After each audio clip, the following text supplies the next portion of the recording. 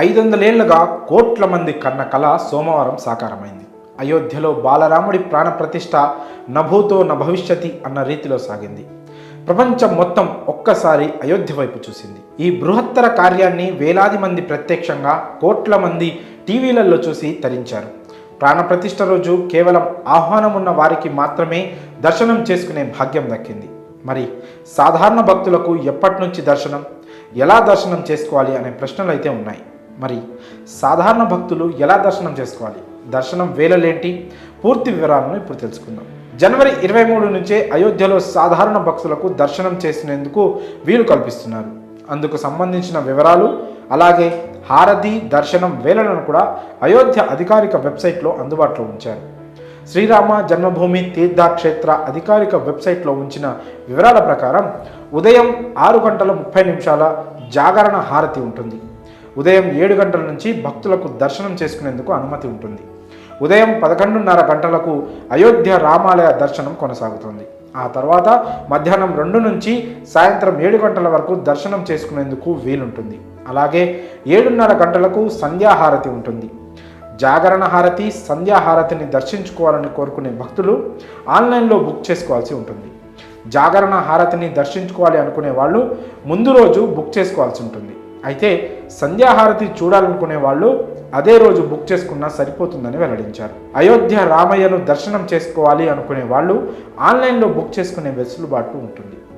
మీరు ఏ రోజు దర్శనం చేసుకోవాలి అనుకుంటున్నారో ఆ రోజుకు స్లాట్ బుక్ చేసుకోవాలి. ముందుగా మీరు అధికారిక వెబ్సైట్ని ఓపెన్ చేసిన తర్వాత మీ మొబైల్ నెంబర్తో లాగిన్ అవ్వాల్సి ఉంటుంది.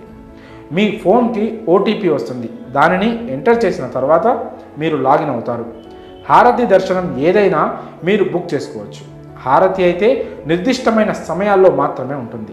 అలాగే దర్శనానికి సంబంధించి ట్రస్ట్ చెప్పిన సమయాల్లో మీకు నచ్చినప్పుడు స్లాట్ బుక్ చేసుకోవచ్చు. అలాగే బుక్ చేసే వ్యక్తి గుర్తింపు కార్డును ఇవ్వాల్సి ఉంటుంది. మీతో పాటు ఎంతమంది దర్శనానికి వస్తున్నారు అనే విషయాన్ని కూడా వెల్లడించాలి.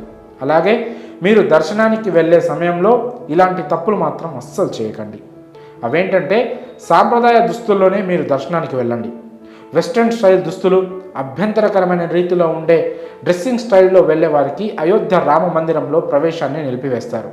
అలాగే దర్శనానికి వెళ్ళే వాళ్ళు తప్పనిసరిగా వారితో పాటు గుర్తింపు కార్డును తీసుకెళ్లాల్సి ఉంటుంది. ధృవీకరణ పత్రం లేని వారికి దర్శనానికి అనుమతి ఇవ్వరు. కాబట్టి ఈ తప్పులు మాత్రం చేయకండి. ఇక అయోధ్యను చేరుకోవడానికి దేశంలోని అన్ని ప్రధాన నగరాల నుంచి రోడ్డు, రైలు, విమాన సర్వీసులు అందుబాటులో ఉన్నాయి. ఇప్పటికే పలు నగరాల నుంచి అయోధ్యకు ప్రత్యేక రైళ్లు కూడా నడుస్తున్నాయి.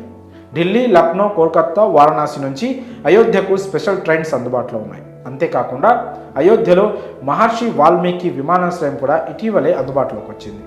అయోధ్యకు చేరుకున్న తర్వాత అక్కడి నుంచి రామాలయానికి చేరుకోవడానికి ప్రైవేట్ వాహనాలు సైతం అందుబాటులో ఉంటాయి. అంతేకాకుండా మీరు ఒకే రోజు అయోధ్య రామయ్యను, కాశీ విశ్వనాథుని దర్శనం చేసుకునేలా ఏర్పాట్లు జరుగుతున్నాయి. అయోధ్య, కాశీ మధ్య హెలికాప్టర్ సర్వీసులను ప్రారంభించేందుకు సైతం ఏర్పాట్లు చేస్తున్నారు. అవి ప్రారంభమయ్యాక భక్తులు ఒకే రోజు రామయ్యతో పాటు కాశీ విశ్వేశ్వరుని దర్శనం